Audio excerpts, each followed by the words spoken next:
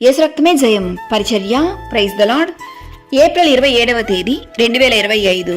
ఈరోజు దేవుని వాక్యము, పాపాత్ములు 100 మారులు దుష్కార్యము చేసి దీర్ఘాయుషుమంతులైనను దేవుని యందు భయభక్తులు కలిగి ఆయన సన్నిధికి భయపడువారు క్షేమముగా నుందురు.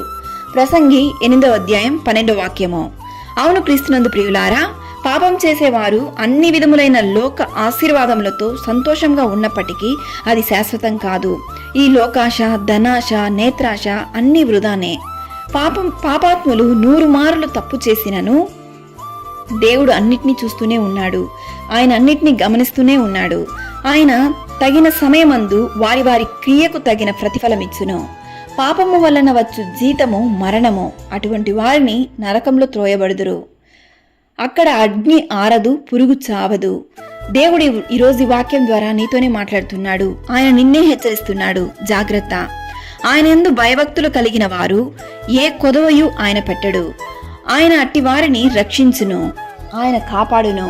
వారికి ఏ కీడు, ఏ ఆపద రాకుండా ప్రతి క్షణం దేవుని దూతల ద్వారా ఆయన వారిని రక్షించును. భూమి కంటే ఆకాశము ఎంత ఉన్నతముగా ఉన్నదో దేవుని యందు భయభక్తులు కలిగిన వారికి ఆయన కృప అంత అధికముగా ఉండును.